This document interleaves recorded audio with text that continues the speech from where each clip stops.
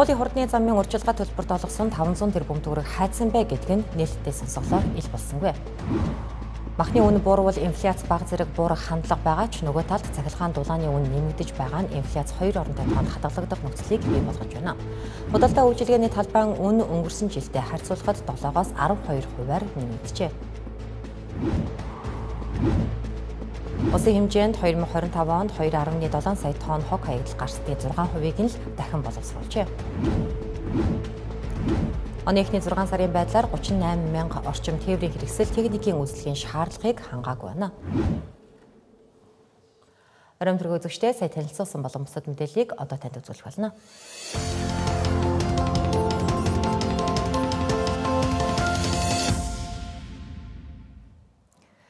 Нийслэлийн хамгийн их хил ам дагуулсан бүтээн байгуулалтуудын хүчигний ардах асуудлууд өнөөдөр төрийн ордонд хэлэлцэгдлээ. За улсын хурлаас зохион байгуулсан нээлттэй сонсголоор авилгын хэрэгээс болж цаашид үргэлжлэх хэсэг нь эргэлзээтэй болоод байгаа сэлб дэд төв болон туулын хурдны зам төсөлтэй холбоотой асуудлуудыг тусгайлан авч үзлээ. За сонсголын үеэр сэлб дэд төвийн санхүүжилтийг өнгөрсөн 7 хоногоос гүйцэтгэлээр нь эргүүлэн олгож эхэлсэн тухай мэдээлж байлаа. За харин туулын хурдны замын төслийн гүйцэтгэгчээр шалгарсан хятад компани олгосон хагас их найд төгрөг хайцсан бэ гэдэг асуултад сонсголт оролцогчдоос хинэн ч хариулж чадсангүй. Энэ бүх асуултын хариултыг атгаж байгаа нийслэлийн X дарга Нямбатарч сонсголт оролцсонгүй. Үндсэндээ тодорхой хэмжээний албан тушаалтнууд энэ сонсголд оролцохоогүй, сонсголт бас үр дүнтэй босноо гэсэн асуултыг мөн дагуулж байгаа юм а. Энэ сонсголт 2 өдрийн туршид үргэлжилсэн. За өнөөдөр бол энэ сонсголт өндөрсөн. Дөнгөж төрөөхөн 10 минутын өмнө өндөрсөн байгаа. Энэ сонсголоос тойм мэдээллийг одоо тэнд үзүүлье. За үзэгч та бүхний харж байгаачлан миний ард алтан соён бод төрийн төг болон за өмнө маань тухтай ширээ за би өөрөө маш зөөлхөн сандал дээр суусан байна. За нэгэнт ийм сандал дээр ийм орчинд суусан дарга нар босхийг лав хүсдэггүй бололтой. За нийслэлийн иргэдийн төлөөлөгчдийн хурлын төлөөлөгчд яг ийм маягаар ашиглаж байна. За тодруулаад хэлэх юм бол улсын хурал дээр явагдаж байгаа сонсгол дээр нийтдээ 45 төлөөлөгчийн 43 нь нийслэлийн өмчит компаниуд дээр төлөөлөн удирдах зөвлөлийн дарга болон гишүүнээр ажиллаж байгаа гэдэг ийм бол мэдээлэл ил боллоо. За бүр тодруулаад хэлэх юм бол нийтдээ 43 хүн 104 албан тушаалд. За ингэхдээ бүр дараах сэтэртэй компаниудыг толгойлсон аж ахуйн ажил хийж явж байгаа нь бол тодорхой болж байна.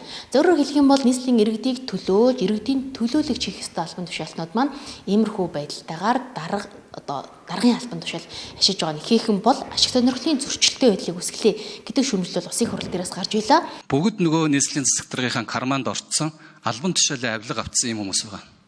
Иргэдийн төлөөлөгч гэдэг бол зөвхөн тухайн тойрог нутаг, орон нутагтаа болж байгаа асуудал, иргэдэд тулгамдаад байгаа асуудлыг олж илрүүлж авчираад давхцал байгаа шийдвэрүүдийг гаргаж орон нутгийн төсөвдөө багтаан энэ асуудлаа шийдэх ёстой юм л байгууллага. За нийслэлийн 45 төлөөлөгчөөс 43 нь өнөөдөр ингээд давхар дээлтэй сууж энэ хүмүүсүүд одоо яасан та нар ханд цаддгүй нөхдүүд вэ? За өнөөдрийн сонсголоор туулын хурдны зам болоод сэлб дэд төвтэй холбоотой асуудлуудыг тойрон ярилцж байгаа. Туулын хурдны замын төсөлтэй холбоотой асуудал дээр яригдсан гол зүйл бол за гүйцэтгэгч компани гүйцэтгэгчээр шалгарсан компанид 500 гаруй тэрбум төгрөгийг шилжүүлсэн. За энэ мөнгийг 2025 он болон 2026 онгийн 2 онд дамжуулан бол шилжүүлсэн байна. За ингэхдээ энийг яг юунд зарцуулбаа? Зарцуулалтын задаргаа нь юу байв? За 500 тэрбумыг нэгэнт Монгол улс төсвөөсөө гаргаж чад байхад за үүнийг яг юунд зарцуулбаа гэдгийг бол гишүүд ихэнх асууж тодруулж ирсэн. Алдарт 500 тэрбум төгрөгийн урьдчилгаа төлбөрийн асуултыг л асуучмаар байгаа. Энэ дээр яг энэ тоо бодит юм уу? Үнэхээр мөнгө нь үргэлдээ дууссан уу? Эргэж олж авах боломжгүй юу? Захиалагч тал маань буюу манай тал хэр хяналт тавьсан бэ гэдэг ийм тодорхой ганцхан асуултыг л асууж. Тэр яг одоо ингэж хууль хяналттай байгууллага шалгагдаа явж байгаа учраас хэдэн төгрөг зарцуулсан зарцуулаагүй гэдэг бол мэдээлэл манай байгууллага дээр ч бид ээлтод хэлэх бол боломжгүй байгаа даа. Тэгэхээр хууль хяналттай байгууллага өөрсдөө дүгнэлтээ гаргаад ирсэн дараа тэрийг бол тодорхой гаргах боломжтой. Шинжээч асууя. Шинжээч одоо буруу тушаа мэдээлэл өгвөл эрүүгийн хариуцлага хүлээдэг. За дээрэс нь төвийг сахих байр суурьтай байдаг. Мэргэжлийн байх ёстой. Туяа гэдэг хүнээс асууя. Та нийслэлээс ерөн хичнээн төсөл хөтөлбөр авсан бэ? Энэ сэлэдүүдийн зөвлөх үйлчилгээнд дээр та хайдро дизайнер гэдэг компанитай консорциум болж ороод тендерт нь шалгараагүй гэж үнэн үү? Хайдро гэдэг компанитай бидний сэлбийн дэд төвийн төсөл рүү тендерт орсон нүнэ. Тэгээд ялагдсан гэдэг үнэн, маргаан гарсан үнэн, ямар хэмжээгээр ямар худалдаа авалтын ажиллагаа болж тэмцэлсэн бэ гэдгээ би бол хэрэг тодруулахыг хүсэх юм бол би хэлэхэд бэлэн байна. Ийм л одоо хүн шинжээч хийж шүү дээ. Ашиг сонирхлын зөрчилтэй тендерт ороод ялагдсан. Тэгээ энэ төслийг одоо шинжээчийг дүгнэлтийг гаргаад ингээ хувийн ашиг сонирхлыг хавчуулж байхыг бас магадaltaй. Тийм учраас энэ одоо хурал даргалагч ийм одоо шинжээчдийг хаанаас хэн санал болгож ингэж ашиг сонирхлын зөрчилтөд оруулж ирээд идэм бэ?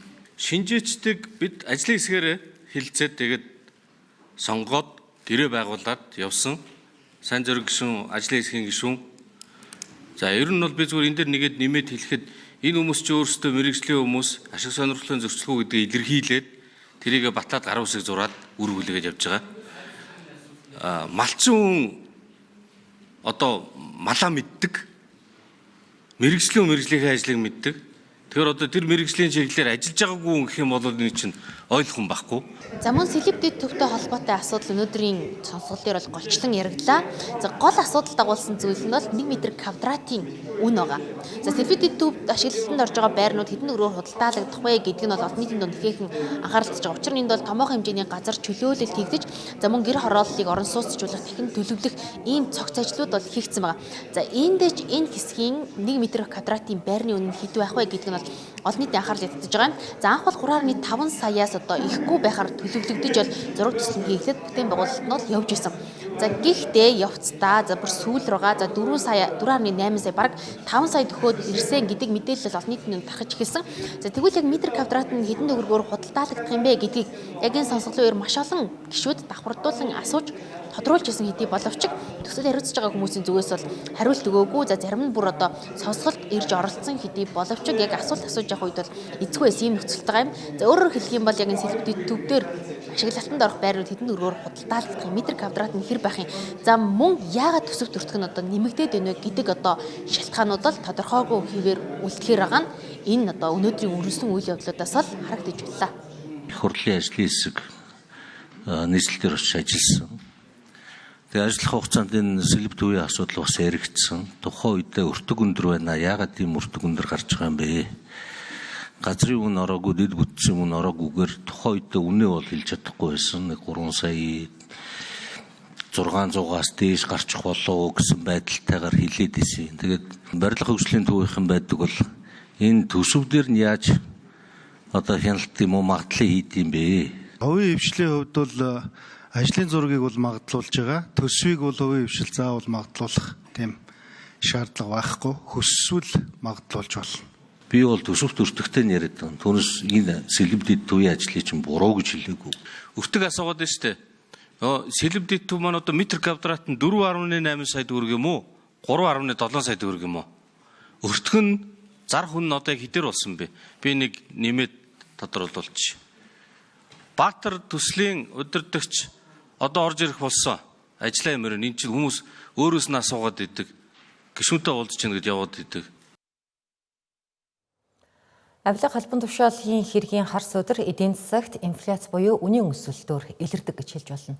За хэдийгээр манай улсын эдийн засаг 7.8% өсөлттэй гарсан ч нөгөө талд сүүлийн 2 жил гаруй хугацаанд нэг оронтой тоонд тогтворж иж байсан инфляц дараалан 2 дахь сарда 2 оронтой тоонд хүрч хөөрөгдлөө үргэлжлүүллээ. Үндэсний статистикийн хорооны мэдээлсэн салбарын сүүлийн үзүүлэлтээр инфляц улсын хэмжээнд 11.2% хүрч за үүний тал гаруй хувийг буюу 57.3%-ийг дангаараа хүнсний бүлгийн үн тэр дундаа махны үнийн өсөлт бүрдүүлжээ.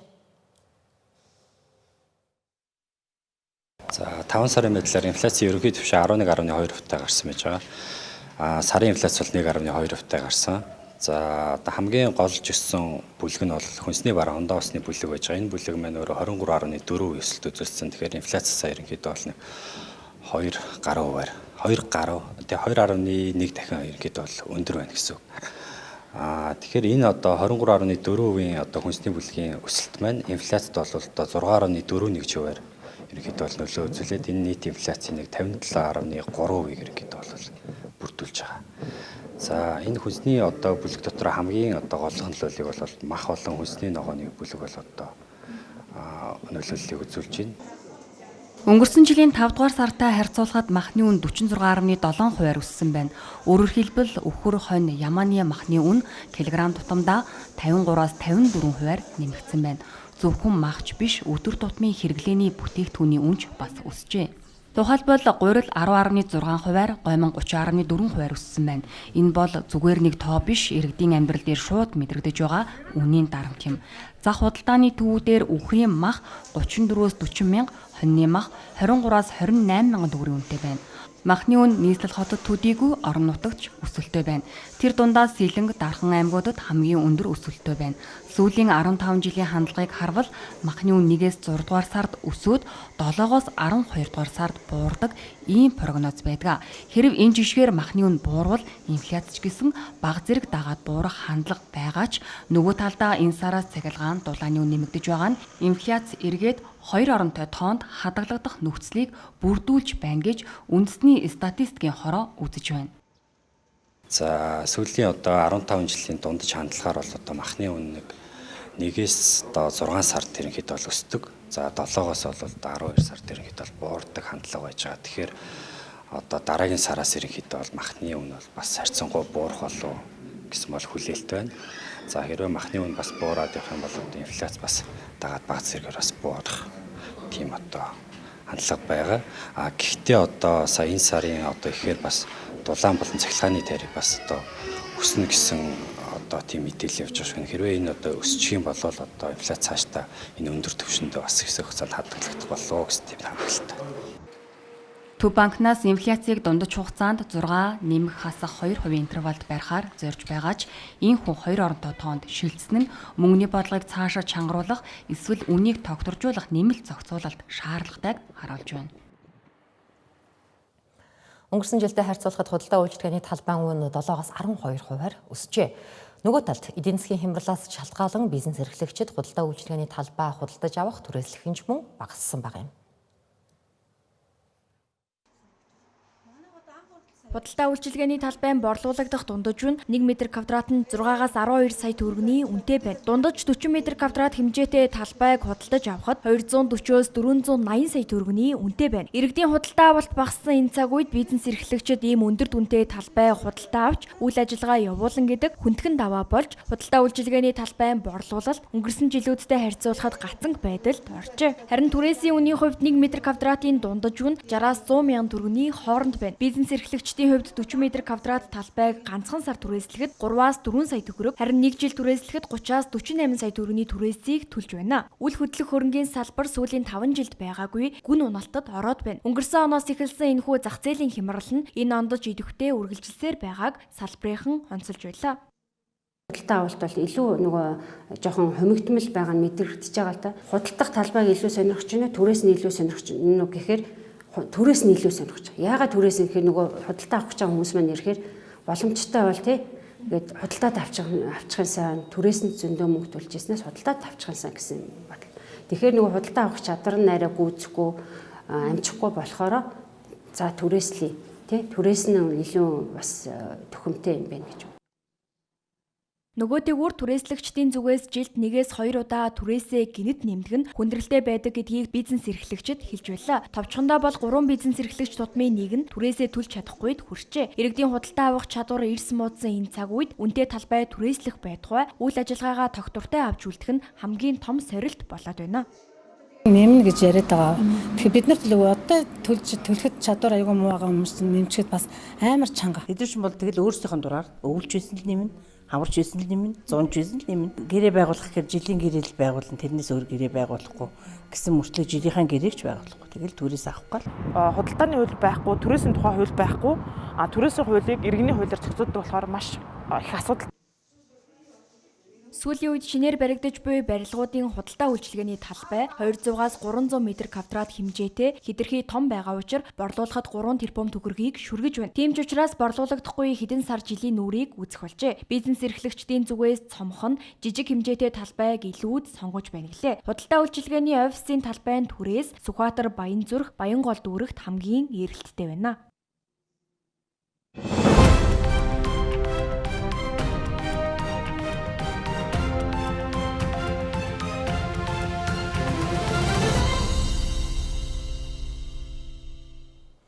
Хөтөлбөр бизнес орчин булангаар үргэлжилж байна. За энэ удаад бид эрүүл мэндийн салбарт бизнес эрхлэхэд тулгамддаг асуудлыг салбарын төлөөллөөс тодруулсан юм а. Төрийн бодлого зөв, тогтвортой байхгүй бол бизнесүүд дампуургад хүрч байна. Мөн бизнесүүдэд ирдэг хамгийн том дарамт бол татвар. Төр бизнесүүдэд дэмжлэг үзүүлдэггүй юм а гэхэд татварын дарамтаас хол байлгах хэрэгтэй гэдгийг тод ээж хүүхдийн өсөлтийн клиникийн захирал Тодням хэлсэн юм а. За манай эмнэлгийн нэр бол Тод Age гэдэг хүүхдийн эмнэлэг. Тэр дундаа хүүхдийн өсөлтийн клиник гэж ингэж үздэг ийм эмнэлэг байгаамаа. 2014 онд үүсгэн байгуулагдсан. Одоо 12 дахь жилдээ ингээд үйл ажиллагаа явуулж байна.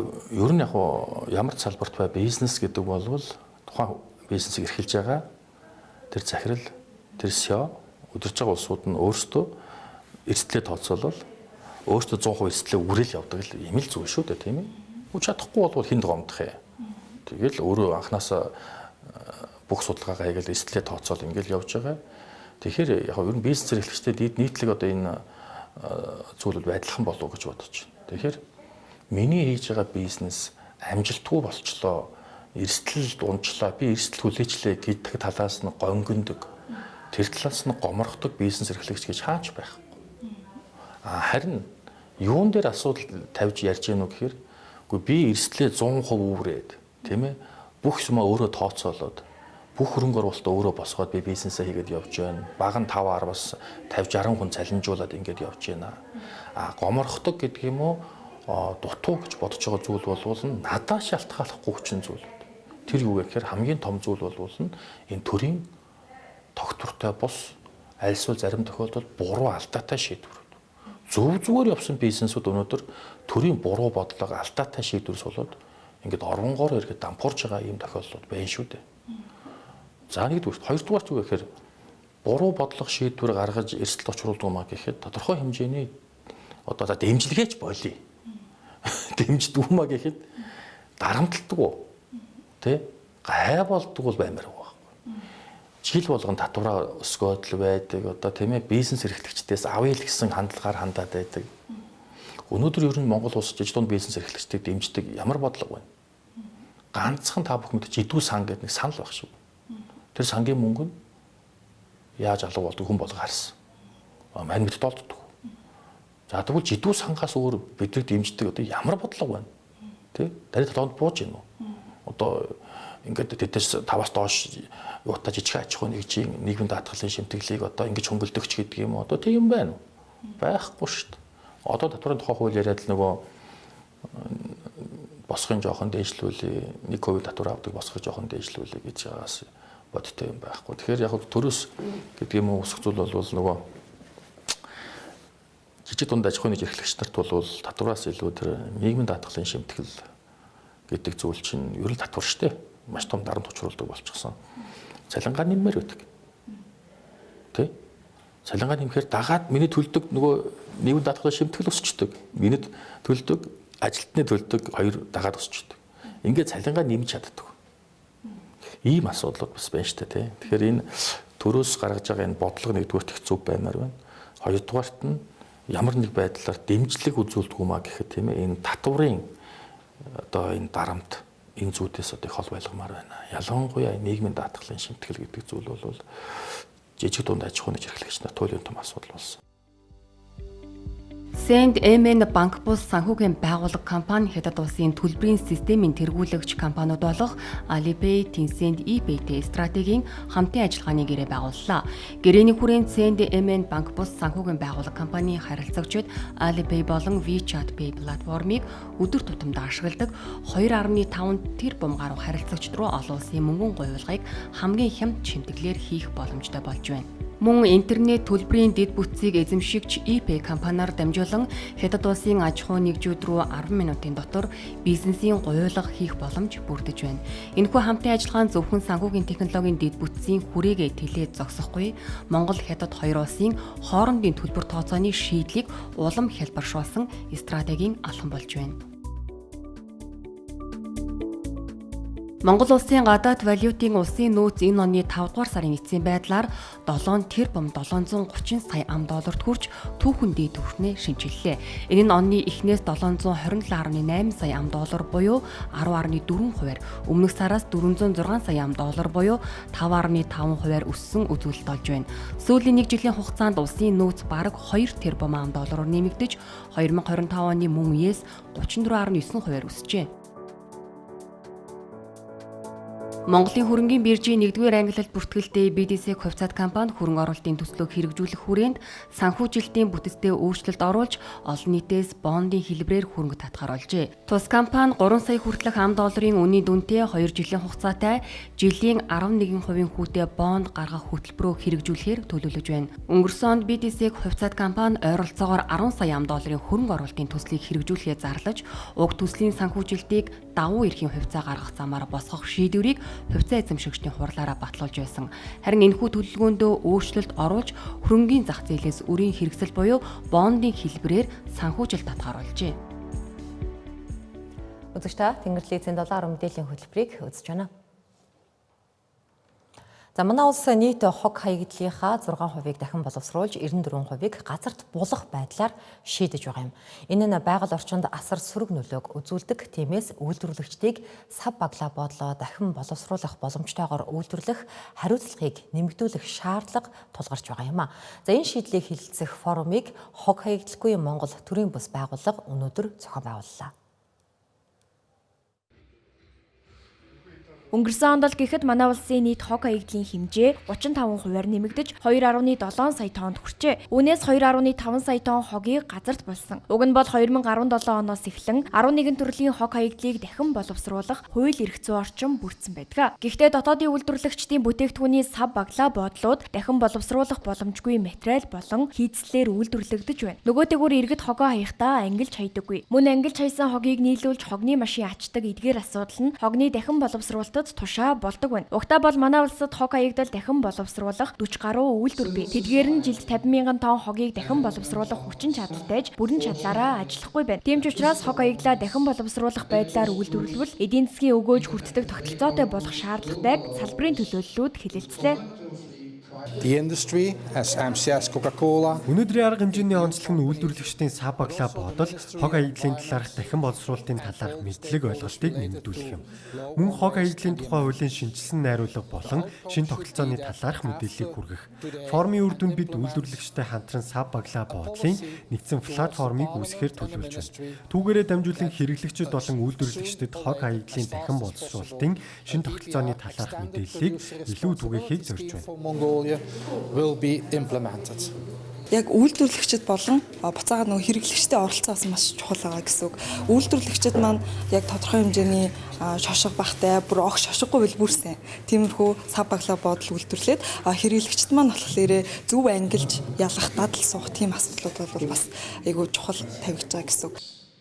Нөгөөтэйгүр металл болон батарейны хог хаягдлаас ялгарч буй хар тулганы хэмжээ манай улсад стандартаас 500 дахин өндөр байна. Энэ нь хөрсний бохирдол төдийгүй иргэдийн эрүүл мэндэд сөрөг нөлөө үзүүлэх гамшигын хэмжээнд хүрсэн. Нөгөөтэйгүр уул уурхай барилга эрүүл мэндийн салбарын эрсдэлтэй хог хаягдлын ангиллыг сайжруулах шаардлага байгааг салбарын мэргэжилтнүүд хэлж байлаа. Хогны менежментийг сайжруулахын тулд нэг талаараа хог хаягдлын тухай хуульд шинжилэлт хэрэгтэй болжээ. Тариф чөлөөлөх хэрэгтэй байна. Тэр хог хаягдлыг цуглуулж тээвэрлж байгаа компаниудаа аж ахуйн нэгж компаниуд нь өөрсдөө чөлөөтэй сонгох боломжийг нэмээр байна. За тэгээд цаашлаад түрүүний миний хэлсэн төсвийн дарамт ачааллыг багасгамаар байна. Дөрөвт нь иргэдээ мэдлэгжүүлж, мэдээлжүүлж зөв зуршилтай болгоод хог хаягдлыг ялгадаг, ангилдаг болгомоор байна. Хог хаягдалгүй Монгол төрийн бас байгууллагын зохион байгуулсан Монголын ус ундааны салбарын тогтвортой сав баглаа бодлын форумд 80 гаруй төлөөлөл оролцлоо. Энэхүү форумоор дотоодын үйлдвэрлэгчид сав баглаа бодлын мэргэжлийн зөвлөлийг байгуулахаар болсон юм а. Ингэснээр Монгол улсад тойрог эдийн засгийн шилжилт сайжрахын зэрэгцээ бизнес эрхлэгчдийн хариуцлагын тогтолцоо нэмэгдэн гэж үзжээ. Монгол Улсын ерөнхийлөгчийн санаачилсан Тэрбум мод үндэсний хөдөлгөөнд оюутлогоо компани Уулуурхаан 21 компани хамт нэгдэн орж 2025 оны эцсийн байдлаар нийтдээ 1210.7 га газарт техникийн нөхөн сэргээлт хийж гүйцэтгэжээ. За тус компани 2021 онд 100 сая мод тарих амлалт авснаас хойш нөхөн сэргээлтийн ажлыг идэвхтэй өрнүүлж байгаа юм. За энэ онд багтаагаад 100 сая мод өвлүүлэн үлдээ хөтөлбөрийнхөө хүрээнд 45-аас 50 орчим сая мод тарихаар төлөвлөн ажиллаж байгаа юм байна. Оюутлогоо компани нь 2022 оноос эхлэн Сэлэнг аймгийн Ерөө сумын Ялбгийн хүндийн 400 га, Дархан аймгийн Шарын гол болон Хонгор сумын 215 га, Сэлэнг аймгийн Хүдэр сумын Цагаан зүрийн голын 594 га газарт нөхөн сэргээлт хийснээр 2025 оны эцсийн байдлаар нийт 1210 га талбайг амарсан байна. Мөн энэ онд тэд Жинжи майнинг болон Бугант нандин компанитай хамтран Сэлэнг аймгийн 426 га газрыг нөхөн сэргээхээр төлөвлөсөнд Ерөө сумын Бугантайн гол, Өдөр сумын Хавчирган нам, Амж зэрэг бүсүүд хамаарч байгаа юм. Оюу толгой компани бол өөрөө бас энэ ойн мэргэжлийн зөвлөх компанитай. За тэгээд нийт өнөө хүртэл Сэлэнг Дархан уул аймгийн нутагт бол өнгөрсөн 2025 оны хүртэл 1050 гад ойжуулалт хийсэн. Одоо энэ 26 он гараад энэ хавар нэмээд одоо 650 гад газарт ойжуулалт хийсэн байна. За энэ оны эцэс гэхэд одоо нийт 2400 га орчим газарт бол ойжуулалт Дархан Сэрэнгийн нутагт ойжуулалт хийсэн байхаар ингээд тооцож байгаа төлөвлөж байгаа. Тэгэхээр эдгээр одоо ойжуулсан талбайнуудтай болохоор жил болгон одоо мониторинг буюу ойн тооллого хийхээр одоо мэргэжлийн байгууллагатай хамтран ажиллаж байгаа. Манай компаниас тэр ойн мэргэжлийн компанидаа ямар шаардлага тавьж байгаа вэ гэхлээр ерөнхийдөө жил болгон тарсан мод банд 80-аас дээш хувийн амьдралтай байхыг одоо тавьсан шаардлагын маань нэгдүгээрт орж байгаа. Тэгээд дээр нь жил болгон мониторинг хийгээд нөгөө хэрвээ тарсан модны маань одоо тодорхой хэмжээгээр байгальтын шалгарлаар тодорхой хэмжээний үхсэн ч юм уу хорогдсон хорогдлыг болохоор одоо нөхөн тарилт хийх ийм шалгуур одоо шаардлага тавьдаг. Оюутлогоо компанийн хувьд техникийн нөхөн сэргээлтийн хүрээнд хариуцлагагүй уул уурхаагаас үүдсэн олон тооны овоолго, огцом, нүх шүүдэг тэгшилж, голын голдрлыг иргэн сэргээх, хиймэл нуур, цөөрмийг судлан тэгшэтгэх, зүүн тооны нуурыг иргэн налуулалт хийн аюулгүй болгох, нэмэлт тохиолдолд хийх зэрэг ажлыг гүйцэтгэдэг байна. Энэхүү техникийн нөхөн сэргээлтийн үр дүнд айн болон усны самбгүй газрууд өөрийн аясаар иргэн сэрэх үйл явц эрчимжиж, олон зүйлийн ургамал амтан бичил биед амьдрах орчин бий болж байгаа юм. Харин боддоор тарих мас ойжуулалтыг 2026 оны эцэс гэхэд Сэлэнг, Дархан уул, Өмнө Говь аймаг болон Богдууланд нийт 2370 га газар шилмүүст мод болон заган мас ойжуулалт хийх тооцоо бий. Ийхүү энэ оны эцэс гэхэд 100 сая мод өвлүүлэн үлдээх хөтөлбөрийн шууд болон дүүцүүлэх хэлбэрээр тарих гүйцэтгэл 45-аас 50 орчим саяд хүрэх төлөвтэй байна. Ер нь бол техникийн болон биологийн нөхөн сэргээлт яг төв зохистой ашигтай олборлолт явуулаад төв зохистой шим төрсийн овоолох хийгээд тэрийгөө техникээ хичээ дээрээс нь хуцалтаа зөв хийх юм бол биолог болж байгаа. Тэгээ одоо бол өнөөдөр биднээс энэ гадар нөхцөл байдлаар байгаа газар бол биолог хийхэд бол шим төрс бас баг тэгсэн хэдийч биднээс энэ хар энэ хөрсийг гаргаж ир дандаа тарааж. Одоо биднээс энэ хийж байгаа бол маш их овон товонтой гүнзгий нөх байсан. Энийг бол биднээс тэгж хийсний үндсэн дээр бол маш үр дүнтэй өнөөдрийн нөхөн сэргээлт юм дэгшин болж харагдаж байгаа л да. Дэгшин бол ядаж энэ уулын уул руу гарч байгаа ойн сан гэрийг эзэмшиж байгаа аж ахуйн нөхөрлүүд бол ийшээ гарах нөхцөлийг бүрдүүлж өгч ирэх гэсэн үг. Ирээдүйн хойч үе бүтээж тухайн байгалийн нэг унган төрөлд хадгалж байна л гэсэн үг байхгүй. Нөхөн сэргээлт орхоос өмнө одоо энэ малын бэлчээрч байхгүй болцсон. Тэгээд айгүй их юу энэ айлуудын үхэр адуу мал хүнд их ундаг байсан. Хуучин нөхөн сэргээлт орхоос өмнө шүү. Тэгээ одоогоор бол ерөнхийдөө энэ малын бэлчээр болон энэ нүх юунуудын бүгдийг тэгшлээд нөхөн сэргээлт орцсон. Одоо ийм сайхан байгаль ихтлэгийг одоо энэ хайрлаа хамгаалаад одоо бид хэд ингэж явахгүй бол дараа хойч үед одоо бас хадгалж яг энэ сайхан онгон тагшин байдлаар нь байлгахын төлөө. Оёлгоо компанийн хувьд баруун бүсэд мод үржүүлэх, ойжуулалтын бааз суурийг нэмэгдүүлэх зорилгоор өнөөгийн байдлаар Өмнө Говь аймагт жилд нийт 1,750,000 тарьц суулгац бэлтгэх хүчин чадалтай 5 мод үржүүлэхийн газрыг хүлээлгэж өгöd байгаа юм. Үргэлжлүүлээр Хангай аймгийн Цэнхэр суманд жилд сая 500,000 тарьц суулгаж бэлтгэх хүчин чадалтай мод үржүүлэхийн газрын барилгын ажлыг эхлүүлжээ. Манай улсад импортлогдож байгаа тээврийн хэрэгслийн 80 гаруй хувийг хуучин тээврийн хэрэгсэл эзэлдэг. Тэмч учраас гаалиар орж ирж байгаа машинуудын хяналт болон үзлэхийг сайжруулах шаардлагатай байгааг салбарын мэргэжилтнүүд хэлж байна. Нөгөөтэйгүр жолооч нар техникийн хяналтын үзлэгтээ идэвхтэй хамрагддаг болох хэрэгтэй байна гэлээ. Улсын хэмжээнд 1.4 сая тээврийн хэрэгсэл бүртгэлтэй байдаг. Техникийн үзлэгт одоогоор 60% нь л хамрагджээ. Жолооч нарын хувьд торгуулахгүй тулд л ордог хандлага бий гэдгийг салбарын мэргэжилтэн хэлж байна. Дийлэнх машинд тоормцны ажиллагаа муудсан гэрлийн стандарт хангаагүй зэрэг зөрчил илэрч байна. Түүнчлэн энэ оны эхний 6 сарын байдлаар техникийн үзлэг оншилгоонд хамрагдсан тээврийн хэрэгслүүдээс 38,000 орчмын техникийн үзлэгийн шаардлагыг хангаагүй байна. Нөгөөдөөр жилд дунджаар 500 гаруй хүн зам тээврийн ослын улмаас нас бардаг. Үүнд автомашины техникийн бүрэн бүтэн байдалж нөлөөлдөг болохыг холбогдох албаныхан хэлж байна. Импортын хуучин машин давмгаалдаг манай улсад техникийн хяналтын үзлэг нь эрсдлээс өөрийгөө болон бусдыг хамгаалах чухал ач холбогдолтойг салбарын мэргэжилтнүүд хэллээ. Техникийн хяналтын үзлэгийг МНС 4598 стандартыг шалгуур үзүүлэлт болгоно. МНС 5011 стандартаар үзлэг хийж байгаа. Нийт тээврийн хэрэгсэлтэй нийт 166 гаруй үзүүлэлтүүдийн шалгаж үздэг байгаа. За манай Монгол улсын хэмжээнд бол нийт тээврийн хэрэгслийн 10-аас дээш жилийн насжилттай тээврийн хэрэгслүүд 80-аас дээш хувийг эзэлдэг байгаа. Тэгээ нийт тээврийн хэрэгслүүдийн үзлэгт хамрагдаж байгаа явцад илэрдэг нийтлэг зөрчил гэх юм бол одоо тоонсны идэвхжилт хондын зөрүү нь нэлээд алдагдaltaй, дээрээс нь их гэрлийн тохиргоо алдагдсан, дээрээс нь буруу төрлийн ламп буюу доторх ламп нь өөр төрлийн ламп хийсэн зэрэг зөрчлүүд ихээхэн илэрдэг. Эдгээр зөрчлүүд нь тухайн тээврийн хэрэгслийн эзэмшигчдийн яг техникийн талын мэдээлэлгүй жоохон дутмаг байдлаас илэрдэг байгаа.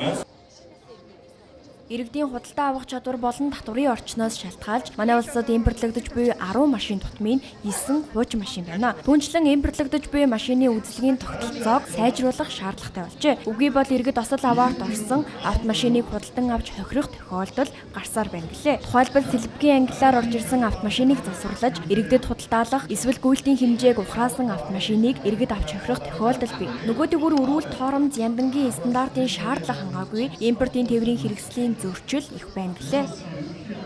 Импортын тээврийн хэрэгсэл гэдгийг одоо үзлэгийг бусд нь хийх юм. Өөрөөр хэлбэл импортоор одоо орж ирж байгаа анх удаа Монголд орж ирж байгаа автомашины үзлэг гэдэг бол жирийн одоо энэ зам дээр явж байгаад орж байгаа үзлэгээс арай өөрөөр хийгддэг одоо юм олон улсын төрслүүд байна. Тухайлбал одоо тэр сэв будаг гэдэг юм уу тийм ээ? Харахад одоо өнгө үзэмж сайтай ч гэлээ одоо аль хэсэгтээ илүү гэмтэлтэй байна уу ч гэдэг. Эсвэл одоо арай нөгөө шалгах багаж технологи арга аргачлал нь арай өргөн үйл хүрээнд үүснэ гэсэн үг л да. Одоо жишээ нь засваргийн бохирдтой юу ч гэдэг юм уу тийм үү. Иймэрхүү байдлаар импортын үзлэг гэдэг одоо энэ шинэ үзлэгийн тогтолцоог за манай зам тээврийн яам автоөрийн үндэсний төв хамтраад бас Монгол улстай шинээр одоо нутагшуулах ойрын хугацааны бас зорилттой ажлууд байна. Улсын хэмжээнд нийт бүртгэлтэй тээврийн хэрэгслийн 80 гаруй хувь нь 10-аас дээш жилийн насжилттай. Тэмч учраас техникийн үзлэгтээ тогтмол хамрагддаг байх нь аюулгүй байдлаа хамгаалахад чухал ач холбогдолтой юм а.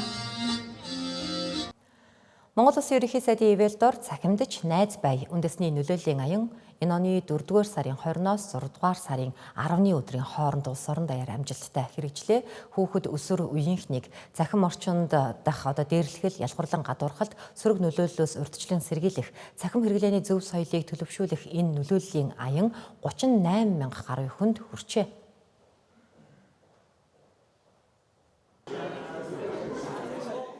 Төрийн захим үйлчилгээний зохицуулалтын газраас манлайлан тус хаянд төрийн байгууллага, боловсролын байгууллага, олон улсын байгууллага, иргэний нийгмийн байгууллага, эцэг их асран хамгаалагчид хүүхэд залуучуудын төлөөлөл зэрэг нийт 137 байгууллага нэгдэн оролцож үндэсний хэмжээний хөтөлбөрийг өрнүүллээ. Аяны хүрээнд улс орон даяар 231 сургагч багш 1182 захим элчийг бэлтгэн чадварчулж хүүхэдтэй нөлөөлөх тогтолцоог бий болголоо.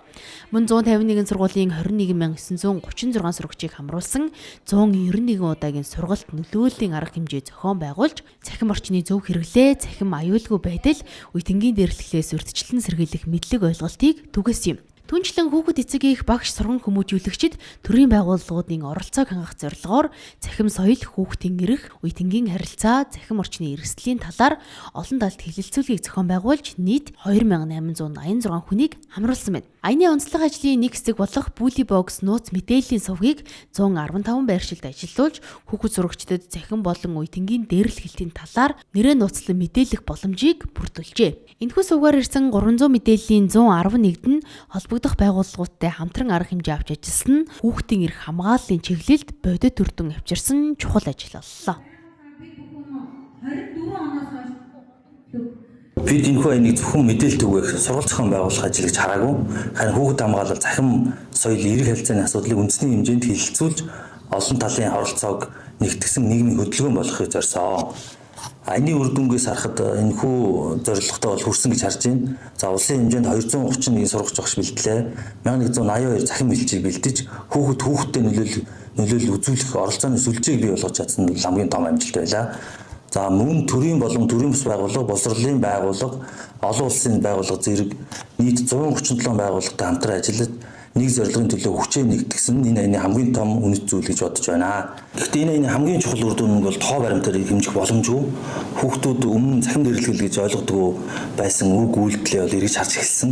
Эцэг эхчүүд хүүхдийнхээ цахим хэрэглээний талаар илүү анхаарах шаардлагатайгаа ойлгосон. За сургуулийн орчинд багш сургууль хүмүүжүүлэгч нар цахим орчны асуудлыг сургуулийн нэг хэсэг болж авч үзэх хэрэгтэйг хүлээн зөвшөөрч чадсан. За энэ бол бидний хамтдаа бий болгож чадсан хамгийн үн цэнтэй өөрчлөлт юм аа. Өмнөх жилүүдэд өрнжсэнөөсөө бас онцлогтой маш олон үйл ажиллагаануудыг хийснээрээ бас давуу талтай байсан гэж үзэж байгаа.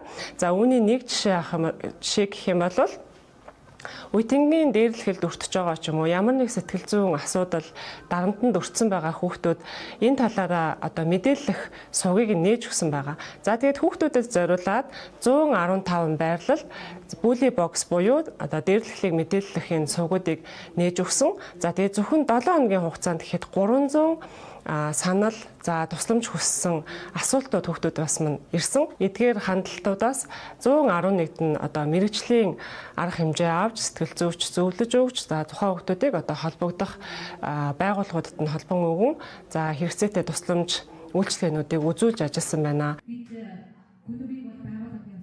Мөн цахим бацааг нөлөөллийн арга хэмжээнд 76 байгууллага 87 өрх нэгдэн оролцож 12224 хүнд хүрсэн бол цахим соёл, хүүхэд хамгаалал, цахим аюулгүй байдлын сэдвээр 18 дугаар бүхий подкаст 5 удаагийн контентын уралдаан зохион байгуулж олон нийтийн оролцоог нэмэгдүүлсэн байна. Аяны хүрээнд нийт 683 төрлийн контент бэлтгэн түгээж 2.6 сая гаруй хандлт авч цахим орчны зөв хэрэглээ, цахим дэрлэлтийн эсрэг эерэг нөлөөллийг олон нийтэд хүргэж чадлаа. Цахимд ч найз байр үндэсний нөлөөллийн аян нь богино хугацаанд улс орон даяар өргөн хүрээний оролцоог бий болгож хүүхэд хамгаалал, цахим соёл, цахим орчны эерэг хэрэглээг төлөвшүүлэх чиглэлээр үр дүнтэй үндэсний хөдөлгөөн болж чадлаа. Цаашид аяны хүрээнд бий болсон хамтын ажиллагаа, сайн туршлага, оролцооны сүлжээнд тулгуурлан хүүхэд өсвөр үеийнхний аюулгүй, эерэг, хариуцлагатай цахим орчныг бүрдүүлэх чиглэлээр төр хувийн эвшил, иргэний нийгмийн байгууллагуудын хамтын ажиллагааг үргэлжлүүлэн өргөжүүлэх юм а. Тэнгэрлээс доллар мэдээллийн хөтөлбөрөөр үзүүлэлээ хамтээж анхаарлаа хандуулсан үзэгчдэнд баярлалаа.